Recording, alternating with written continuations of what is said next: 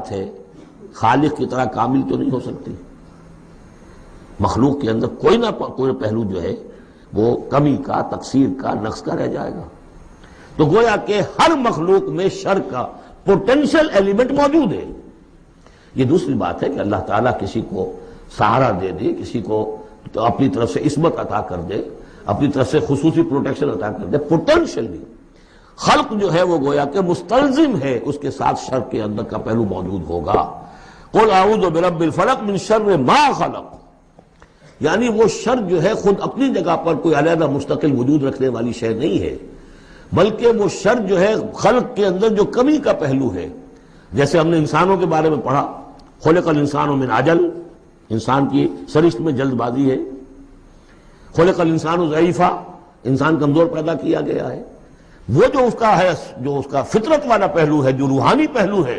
وہ تو ہے انا خلقنا الانسان فی احسن تقویم، لیکن جو یہ حیوانی پہلو ہے اس کا جو مادی وجود ہے، اس میں تو ذوق بھی ہے۔ ان الانسان خلق ہلوعا اذا مسہ الشر جزوعا واذا مسہ الخیر منوعا، یہ تمام چیزیں جو ذہن میں رکھیے۔ قل اعوذ برب الفلق من شر ما خلق، جو بھی مخلوقات ہیں ان میں سے جو بھی شر کا پہلو ہے میں اس سے اے پروردگار تیری پناہ میں آتا ہوں۔ ومن شر غاسق اذا وقب، خاص طور پر یہ رات کو ڈھانپ لینے والی جو ہے رات، اندھیرا، یہ ظاہر بات ہے اسی پھر رات کے پردے میں چوری بھی ہے، ڈاکہ بھی ہے، اسی میں پھر غول بیابانی جو ہیں، شیاطین جن ہیں، ان کا بھی جو حرکتیں ہوتی ہیں، پھر یہ ساری چیزیں جو ہے اسی کے سلسلے من شر غاسق اذا وقب، سانپ بچھو وغیرہ بھی اسی وقت نکلتے ہیں۔ ومن شر النفاثات فی العقد، اور جو عورتیں گانٹھیں باندھ کر پھونکے مارتی ہیں، یہ جو بھی ٹونے ٹوٹکے ہوتے ہیں اور اس کی وجہ سے لوگوں کو نقصان پہنچایا جاتا ہے، گویا کہ یہ بھی اس کے اندر بھی کوئی حقیقت ہے، یہ سفلی عملیات بھی ہیں، ان کے بھی اثرات ہیں۔ جیسے کہ ہم جانتے ہیں کہ جادو جو ہے حق ہے، برحق ہے، اگرچہ کفر ہے،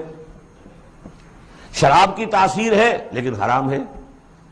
کچھ نہ کچھ حقیقت ان لکیروں میں بھی ہے، لیکن ہمیں روک دیا گیا کہ ان کے چکر میں مت پڑو۔ یہ جو منجمی ہے، نجوم کی حرکت، اس میں بھی کچھ نہ کچھ حقیقت ہے لیکن روک دیا گیا۔ تو کسی چیز کا ہونا بالفعل یہ اور شے ہے، لیکن اس کا جائز ہونا یہ اور شے ہے۔ تو بالفعل یہ عملیات ہیں جیسے اچھے اعمال ہیں،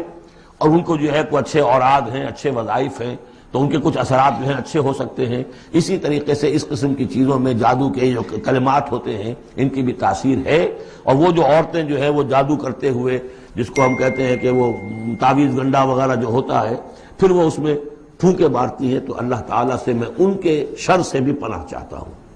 وَمِن شَرِّ حَاسِدٍ